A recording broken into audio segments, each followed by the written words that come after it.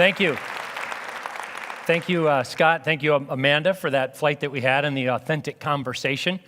I'm here to talk with you about the brain science of communication as it relates to business on fire, igniting your business for growth, igniting you in what you do in your business. What I want you to think about for a minute is, what does it take to do that? What will it take you to ignite your business? And to me, it's the science of communication, but really it's the science of self-awareness. How aware are you of what you're capable of doing? How well do you know yourself? How well do you know other people? It's about what you pay attention to. So what I want you to think about just for a second is a question you've answered 1,000,000 times in your life. Who are you? In business, you probably talk about your role. Oh, I'm a painter, I'm a consultant, I'm a fireman, right? You might talk about a personal role, father, mother, sister. I'd like you to answer it a little bit differently, and to help you, I'll answer it a little bit differently. I'd like to answer it, if I can, with an alliterative adjective. A what? Alliterative adjective is just an adjective that starts with the same sound as your first name. My name is Scott. My adjective would be smiling. Smiling Scott. It could be standing Scott. It could be speaking Scott. You might be frustrated Frank, tired Tom, or because of the time, hungry Henrietta. Whatever it is, I'd like you to come up with it quickly and share it with people on your right and left. A one-word adjective that starts with the same sound as your first name and describes you right now. Come up with it quickly and share it. Go ahead. Okay.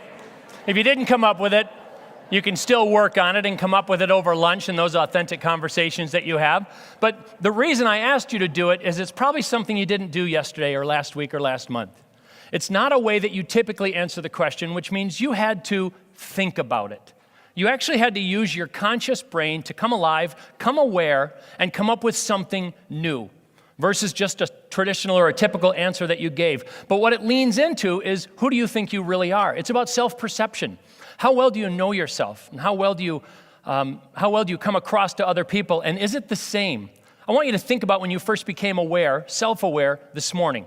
Probably for many of you looking in the mirror, brushing your teeth, you started to think about, who am I and how am I going to show up today? Who am I going to be today? As I interact with other people, I wonder what impact I'll have on them.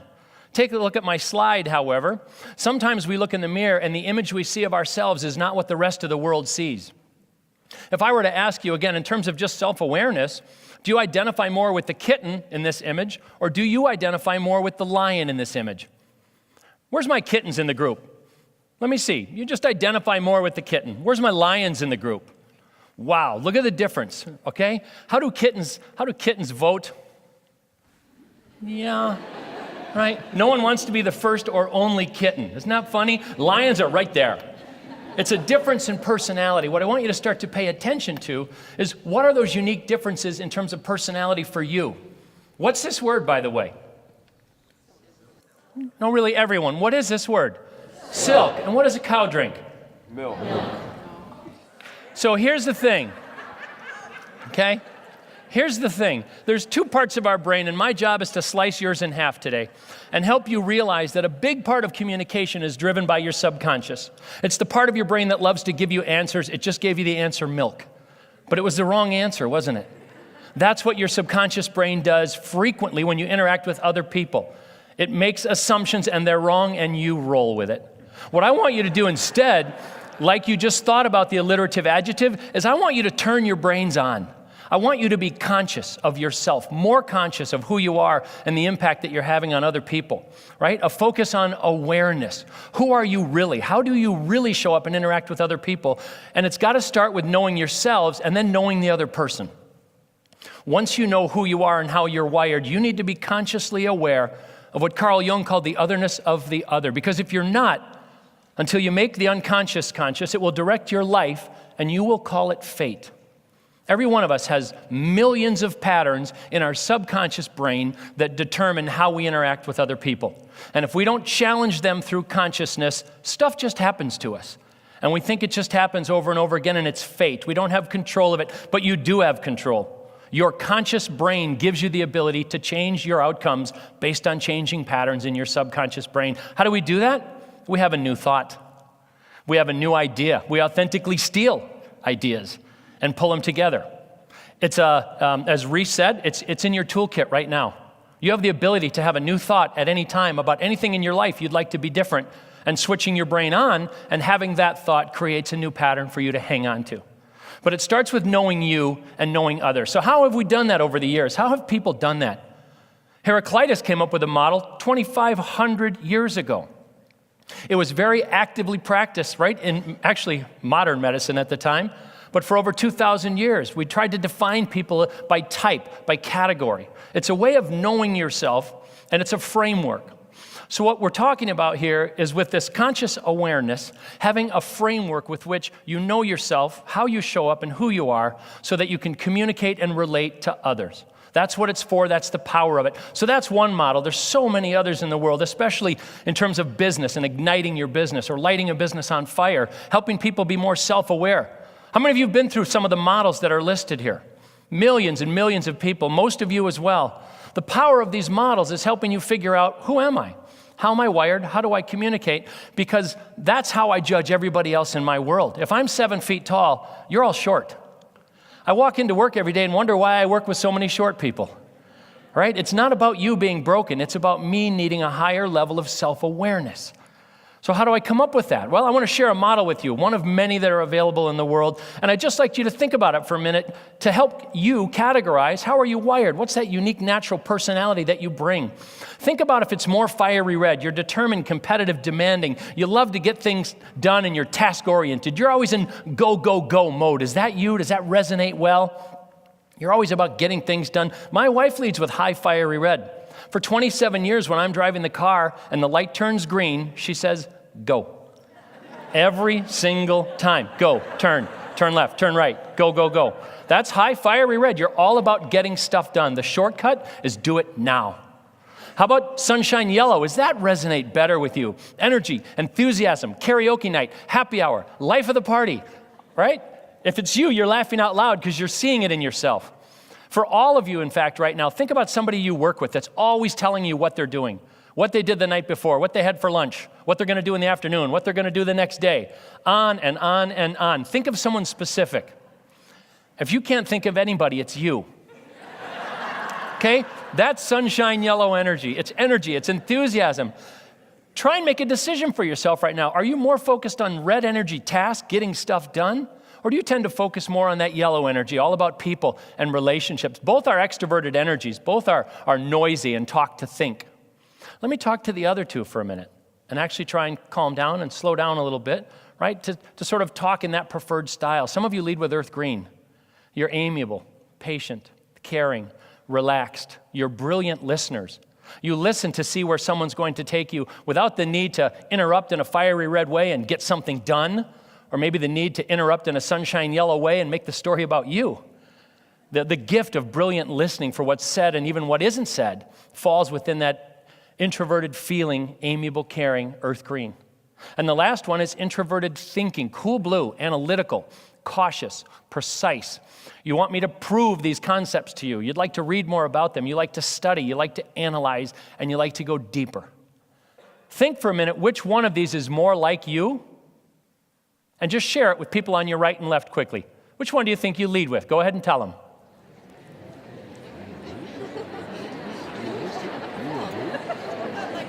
Let me illustrate a point for you, because it speaks to the whole point that I'm trying to make, which is about awareness, about being conscious. Realize that if you lead with sunshine yellow, you quickly told everybody you could get to, right? With energy and with enthusiasm, and you're sad that I cut you off already. If you lead with red, you turned to someone and said, red. Why? Because it's like, now what? Let's get something done. Now I know this, let's get something done. If you lead with earth green, you are probably a little bit slower and more cautious to lean to the right or to the left, to invite, the person to share in this information with you. If you lead with blue, you're not sure yet if that's the right answer because you want more time to think and be structured and be logical. But my point about communication is we need to know this about ourselves. We need to be self-aware, because here's a risk. Here's a risk. What if you overuse these gifts of communications energies? What does it look like if you overuse them? My wife believes that she's determined, strong-willed, and purposeful when she tells me how to drive the car. I believe she's overusing that gift of red energy, and take a look. I believe she's aggressive, controlling, overbearing, and intolerant. It's my perception of the overuse of that energy. You can overuse all these energies, overuse that wonderful, caring earth green, and you're docile, bland, plodding, reliant, and stubborn. Bad green, we call it. In fact, we like to say, hell hath no fury, like earth green energy scorned. Some of you who lead with that earth green, you recognize that, right? Overusing your cool blue, thinking too much about something and not wanting to commit to action. Analysis paralysis, it's also a risk. And of course, even sunshine yellow can be taken too far and moved to excitable, frantic, indiscreet, flamboyant, hasty, out of control.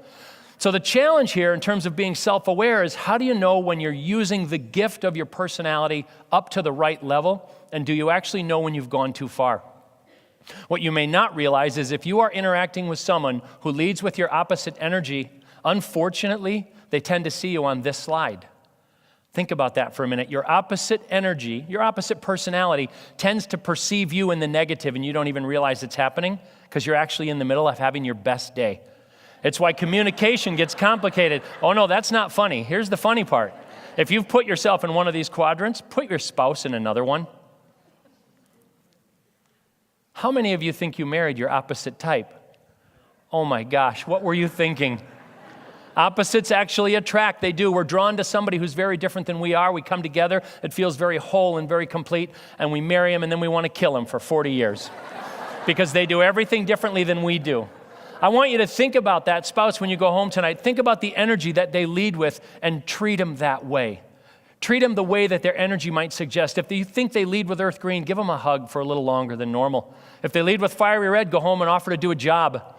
If they lead with sunshine yellow, invite them to happy hour or go out with friends and have some fun. And if they lead with cool blue, send them a text or an email and invite them to do password or Sudoku at home tonight, right? Meet their energy where it is. Think about where you are in the model. Think about energies that you lead with. Think about your family and your children. This is my family. My wife, I said, leads with fiery red. My youngest daughter, absolute fiery red, loves to focus and get things done. I lead with yellow, so does my oldest daughter. Look at her hat. Energy, enthusiasm, right? Mine appear disorganized. That's the risk of too much sunshine yellow. And look at my son. It's hard to see, but look closely. When we had this little exercise 10 years ago, he said quietly, "Can I wear more than one hat?" Then my wife with high fiery red said what? "No, pick a hat." And maybe in a moment we became aware and said, "Connor, wear as many hats as you want." Look closely. He said, "I'm green, but I'm more blue." And he actually put 2 hats on. That's the uniqueness of personality. It's the way we gather information and the way we make decisions and how we show up in most everything we do. So be aware, right? The psychology underneath it is extroverts, introverts, thinking and feeling.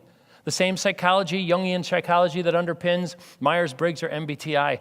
All right, just a brilliant tool or tools and psychology that helps you access who you are, how you're wired, and what makes you tick. It's about being aware that this exists so that you can be aware of it in other people. I'll let you read this slide because this is going to happen as soon as we go to lunch. You're going to look at each other and you're going to see behaviors.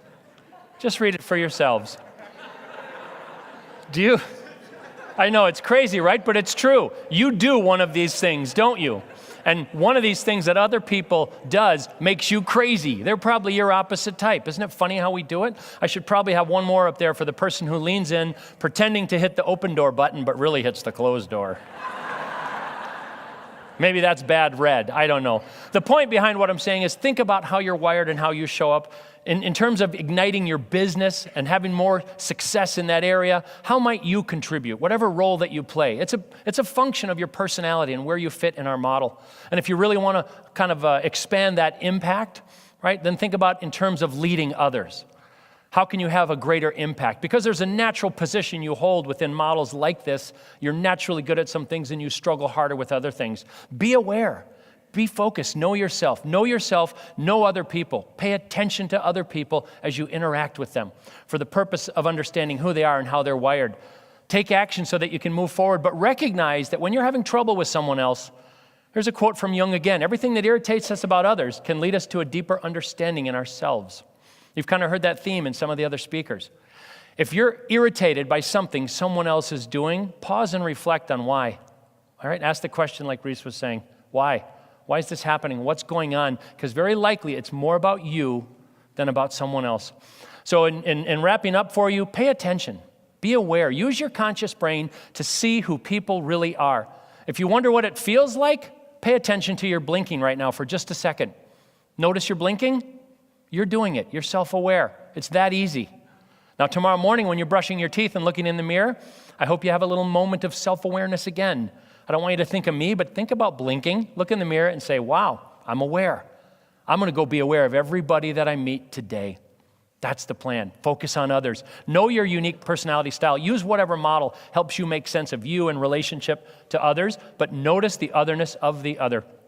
Everyone in here is unique from everyone else. Everyone brings a gift. Everyone brings a unique personality, and they're dying for you to notice it. Just like you are dying to be communicated with in your preferred style, so is everybody else. Give them that gift, take action, and make a difference.